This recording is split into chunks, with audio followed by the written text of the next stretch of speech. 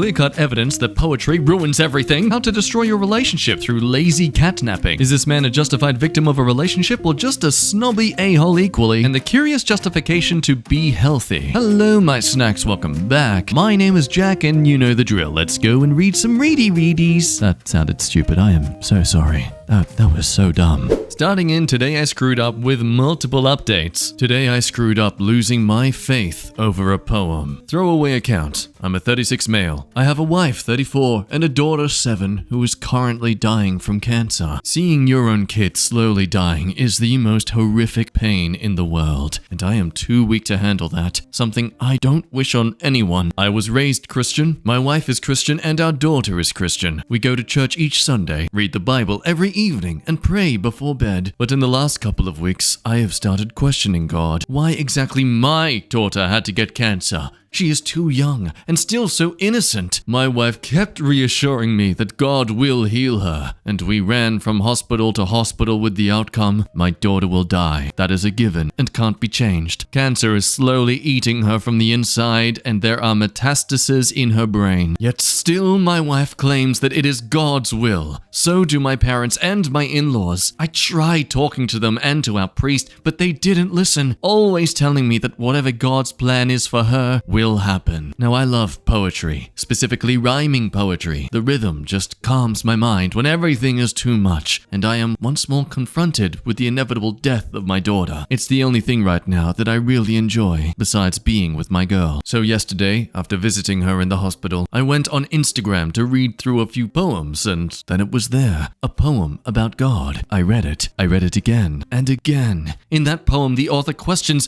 why God is good and the devil bad. Why the innocent suffer. She even asked, why do children get cancer? Why do they die? And there I was, a grown man, sitting in my car on the hospital parking lot, crying like a little baby over a poem. But the author is right, and that opened my eyes. I lost my faith completely. God doesn't exist. He can't exist. The poem, the words, that was proof, and that was what I was looking for. What I actually already knew deep inside. I went home and talked to my wife about that, and she went berserk on me, telling me that I should go and pray and talk to our priest, that God is the only answer we need. But I have made my mind clear. He doesn't exist, and if, then he isn't good. My innocent baby girl wouldn't die. She has never done anything wrong. This morning, my wife yelled at me for questioning the Lord. She called everyone we know from church, and they want to later meet, praying with me to get me back on the right way. My parents refuse to talk to me except I find back to the Almighty, and my in-laws are coming for a visit to have a talk with me. My boss is part of our friends group and very religious. He just texted me that he would love to have a serious conversation with me. I'm sure he is going to fire me if I don't return to church and God. I left as 3 church friends of my wife showed up. Now I'm in my car again, parked in front of my work, not sure if I should laugh or cry about losing everything over a poem. I completely screwed up everything. Now, despite your personal religion or beliefs, you can't really blame this guy for having a change of heart of things during a traumatic experience. Everyone goes through this sort of thing. You know what you should do as a partner when they're going through this? Support them. Be there for them. Understand them. Instead, it seems this entire community is alienating and shaming them for being sad that their daughter is dying. My gosh.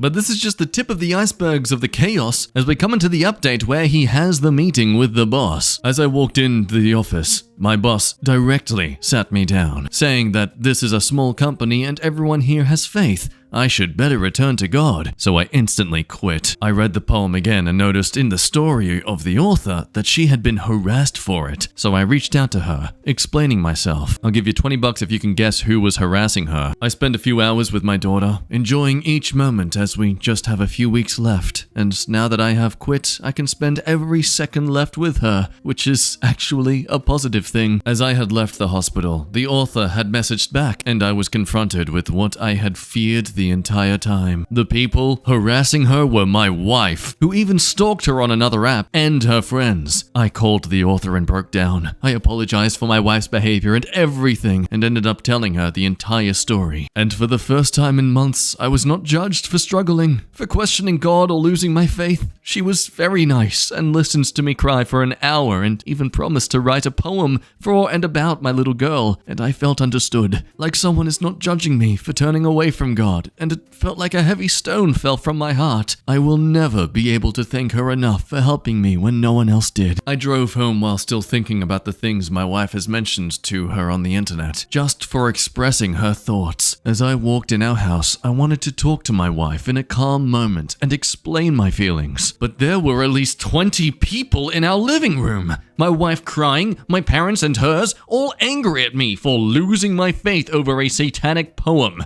And eventually, I lost my temper as my wife explained that they were praying for me and my soul to find back to God. I yelled at her that our daughter is dying soon, and they have the audacity to sit there and pray for me while my daughter misses her mother. My wife just stated that faith is everything, and was backed up by our families and friends. I just left and am now back in the hospital. My daughter sleeping on my chest, and honestly, this is everything for me right now. And just some extra info and another update from the OP. We are evangelical, not Mormons. I tried talking to my wife in the last couple of weeks on multiple occasions, but she always cut me short or answered with Bible verses. So yeah, I can understand if you lose your faith when someone is constantly just spitting some quotes at you. Hey babe, do you have money to afford rent this week? Eat, pray, love, dear. Eat, pray, love. What does that even mean? Yes, my wife is grieving as well, but in a different way. While I try to cherish every moment with our daughter, my wife always seems to be uncomfortable.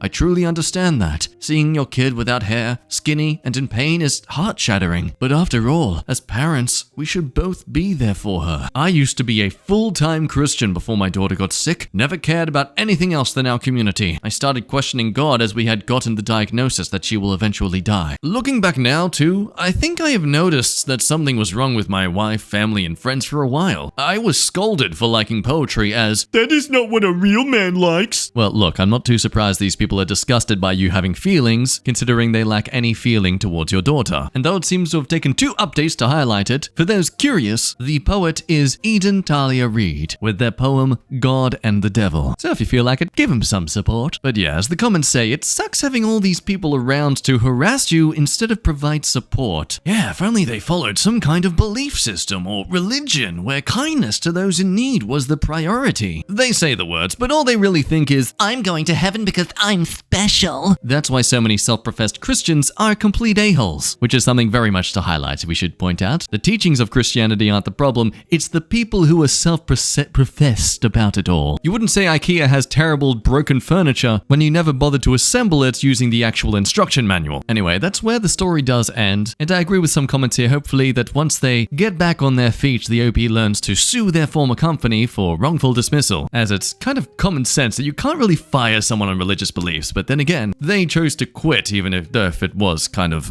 forced upon them, so we'll see how that goes.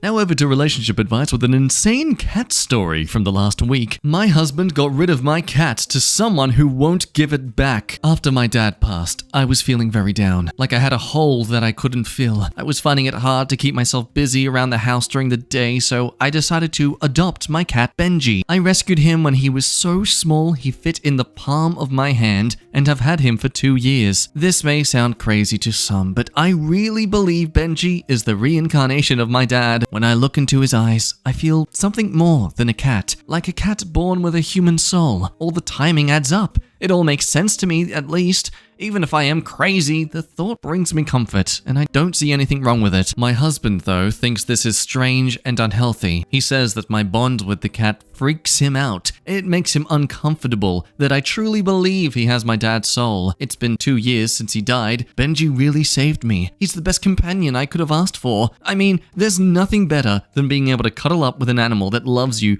at the end of a long day, though hubby would disagree. Now, I went on a girls' trip with my sisters and mum for her birthday, and while I was gone, my husband decided he was going to rehome my cat without my permission. I had no idea what was going on while I was out. When I came home and couldn't find the cat, my first thought was that he must have somehow made his way outside. This already worried me because we never let him out. God knows what could happen to him out there. After my frantic search inside and on my way outside to keep searching, hubby informs me that Benji is staying with a friend. What? So I demanded that he called to take him back ASAP. snap, he wouldn't. But thankfully, he had told me who he gave my cat to, so I had to make some calls of my own. It is revealed later on, but you're gonna realize just how much of a stupid, lazy catnapper this husband is. Benji is currently stuck with my husband's co-worker. We aren't good friends, but we are friendly, have dinner together sometimes, etc. So I called the co-worker asking for my cat back, and he tells me my husband gave him away fair and square and he won't be returning my cat. My husband had no right. The cat has always been only mine. I adopted him, I raised him, I care for him.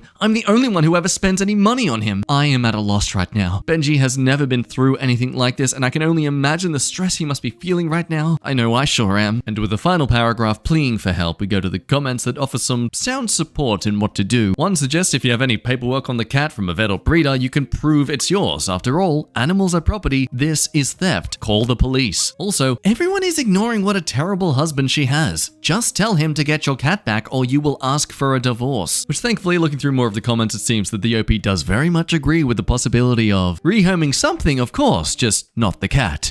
Which brings us to the update, which was just a day later, so good news, it was a quick thing to happen. First, I filed a police report. I collected as much proof of ownership as possible. Then I reached out to the co-worker's wife and explained what was going on, and promptly asked them to return Benji. She then informed me that she had no idea what I was talking about. At this point, I was furious with rage. I asked my husband what the hell was going on. Told him I have police involved and he needs to give up the cat ASAP. Turns out Benji was at a local shelter. Never was with the co-worker at all. I immediately tracked the shelter down to retrieve my boy. I had all my documents needed to prove he is mine, and he has a microchip. I took him straight to my sister's house, where I will also be staying for the time being. My sister had been through divorce and has remarried, so she will help me get all my ducks in a row and prepare to file for divorce. I am heartbroken, but also incredibly thankful that my poor boy is now home safe. He was clearly stressed and confused, but he is sitting quite well at my sister's. My brother will be picking up any necessities from my house for me. I haven't been home or seen my husband since I left for the shelter. My family has supported me in my decisions, and they are all willing to do whatever it takes to help me when I may need them. So hooray! Things have turned out really well, but also, let's just reflect on this. The husband dumps the cat to a local shelter, pays a friend to go along with it all, I guess, by saying that he got the cat fair and square and not giving it away, not bothering to consider the fact that it's legally her property, this cat, and considering how much she loves and cares about this thing, what, she's just gonna roll over and be like, oh well, guess the cat's gone forever. I mean, yikes, dude. Way to scream your insecurity over a cat stealing your partner's time. As comments say, it's always surprising to me that people will do stuff like this and never once think, this might end my relationship. Which then makes other people wonder, what if that was the husband's plan all along? Honestly, I hope it is, because there is no way someone could be this brain-dead stupid about a scheme. Yeah, a surprising amount of misogynists hate cats because they are perceived to be feminine. Well, cats are the ultimate consent enforcer. You cannot force them to love you. They have to decide they want you, and there's no emotional or physical blackmail that works on a cat. There are those who hate that. Over to Am I the A-hole for Dad of the Year? Am I the a-hole for not inviting my daughter to my wedding? It really doesn't work for him that he's put quotation marks between daughter. I'm a 37 male and getting married this fall and have made the choice to not invite my daughter Bella, 16 female, due to circumstances I will explain in this post. Before people tell me that we should sit down and talk or do therapy, those options have been exhausted and are no longer viable. Me and my ex-wife Teresa do not have a good relationship. We started dating at 16 and then had Bella at 21. At first, everything was awesome, but then my wife started hanging out with a group of women. Just not very good people. I refused to hang out with them. My wife started drinking heavily with this group and going out at night, leaving me with our daughter. I didn't like how she was keeping up our home either, as I worked full-time and she didn't. The final straw was when I was forced to come along bar hopping. Teresa got embarrassingly drunk, then started calling me a loser in front of everyone. This was not the first time she had publicly disrespected me. She had a habit of trying to show off to her friends by belittling me. I filed for divorce the next weekend. The original custody agreement was 50-50, which then changed because I asked for a DNA test on Bella. I had heard rumors and wanted to confirm. My ex blew up and refused to allow a DNA test to be done, which solidified what I expected. My ex went back and got pretty much full custody because I refused to pay child support without a DNA test. This has been the arrangement for 5 years. I see Bella a few times a month. So far, the man seems honestly kind of justified. Clearly, you guys got married and having children far too young. She still wanted to live the party life and was really just being a disrespectful a-hole the entire relationship, so you obviously left. But note the timeline here. He wanted a DNA test when she's 11 years old at this point. I mean, mate, if you heard rumors and she was acting like this throughout your relationship, you should have jumped on this ASAP. This is completely on you to be suddenly alienating your daughter. I don't know. I know I'm kind of cutting in the middle of the story, but I feel like after 11 years, she's your daughter regardless. Anyway, back to the story. I do what I can, but I don't have custody, so it's difficult. I am engaged to one of my best friends, Chrissy, 33 female. We've known each other since college. Bella hates her for no reason. Chrissy wasn't even involved in my life once I got married. Bella, for some reason, thinks she is terrible. But Chrissy has been nothing but nice to Bella. Recently, someone showed me Bella's social media where she blasted us, saying how she had a deadbeat dad. Not true, as I paid for her and her mum for 7 years, and still give her money whenever I see her. And she called Chrissy a slut in the same post. I was planning my invites for our wedding, and I did not invite Bella. She doesn't care for us. She called Chrissy such rude things, and she shamed me on social media lying for attention. I also don't want drama at my wedding. It should be a fun time, not another event for Bella to hijack. My ex-wife found out about the whole wedding and asked what Bella's role would be. I told her she didn't have one because she isn't invited. I called Bella and gave her my reasoning, as well as telling her that her social media post played a factor, so she should be more careful what she lies and puts out there. She tried to apologize and say that she would behave at the wedding. I told her that I knew she didn't like Chrissy or me that much, so why would she expect an invite? She called me an a-hole and we haven't spoken since. Am I the a-hole? Some would say, no a-holes here. In her eyes, her father is a deadbeat as you're not around. However, given the circumstances and her likely not being your child, I get it.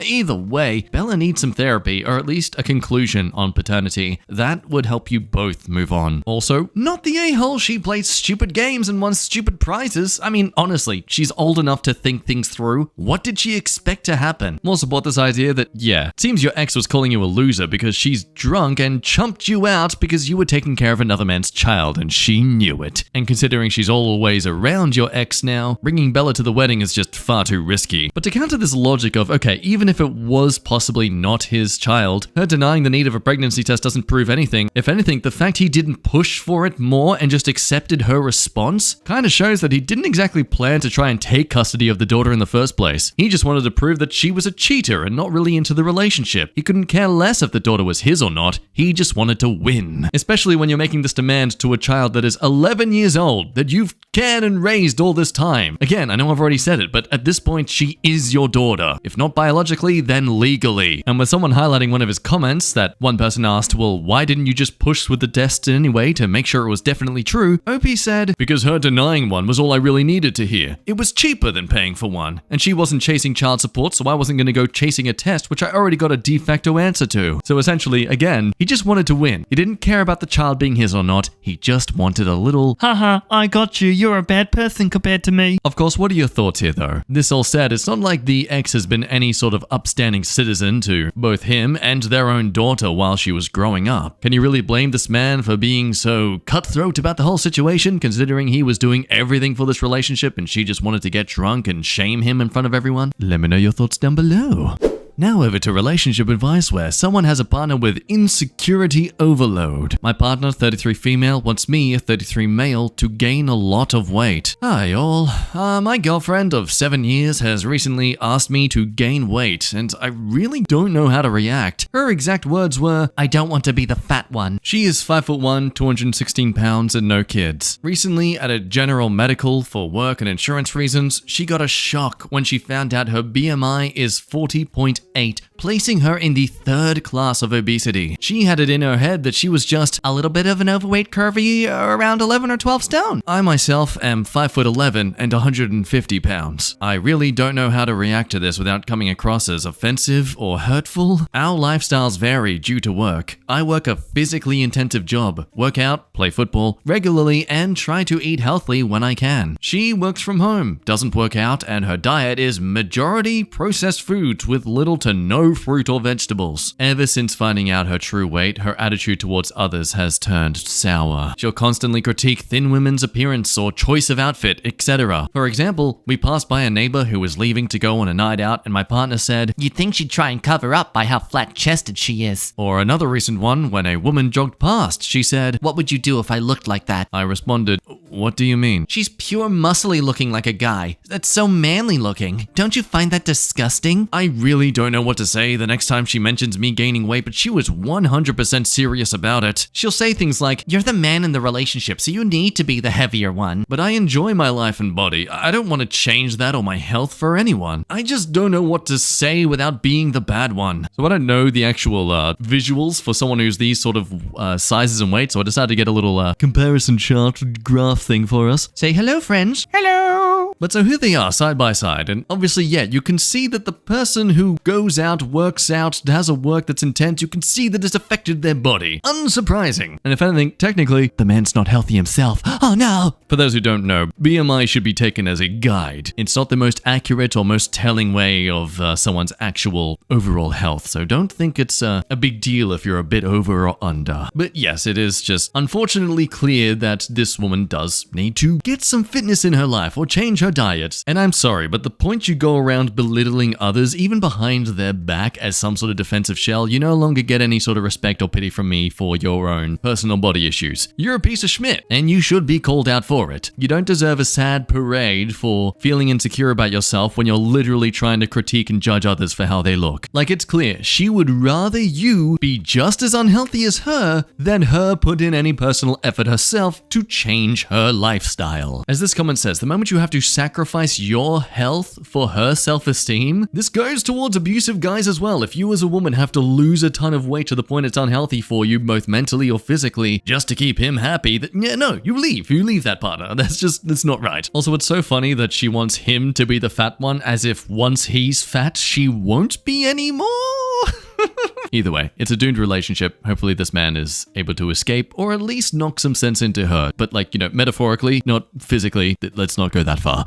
Now over to off my chest with a story that was necessary to leave towards the end. Person who molested me is accusing me of assault. When I was younger, my uncle would come over to my house almost every day, and he'd bring his girlfriend and her daughter so that we could play. One day when they came over, her daughter took me upstairs and locked me in my room, saying she wanted to play house. I'm sure you know what she meant by that. After she was finished, she told me it was normal for people my age, I was 5, but my parents wouldn't see it that way, so I couldn't tell them. This went on every day she came over until she moved out of state, which was around the age of 10, 5 years later. So moving forward to when I was about 14, something happened that ended up with me in the hospital. My mum was sitting next to me and they were giving me a psych evaluation, and one of the questions was if I've ever been intimately abused, and I just broke down then and there. I told my mum everything that happened. I told her that she said they'd think it was my fault, that they'd think I was disgusting and put all the blame on me. My mum comforted me and assured me that it wasn't my fault and asked if she could tell my dad. At the time, I didn't want him knowing because he's a lot more judgmental than my mother, so she didn't say anything. This summer, my uncle's girlfriend reached out to my mum saying they'll be in town next week and her daughter wants to come see me. I felt like throwing up. I told my mum I didn't ever want to see them again, so she said that something happened between us and I wasn't comfortable with that. Well, I guess she asked her daughter what happened between us, and she immediately said I forced myself onto her. Her mum texted back saying I was disgusting and that she should be ashamed that she birthed such a monster. She went on to tell not only my dad, but my entire family about it. Everyone's turning against me. I've been getting texts from my entire family telling me how gross I am. Only people that believe me are my parents and one of my aunts. I feel so lost right now and I don't know what to do. I've blocked out almost everything she did, but this experience is making me relive it all. She took away my innocence and now she's taking away my family. I don't want to be here anymore. I'm so close to giving up. Like God, I can only imagine the horror of being in this sort of situation. How sociopathic this abuser must be to be able to turn everyone completely against you just like that. Thankfully, some comments do highlight some very important things about this story that could assist the OP side. You should point out to your family, if you were the one who did something bad, why did your cousin want to come see you? If your cousin had been the victim and seemingly knew it,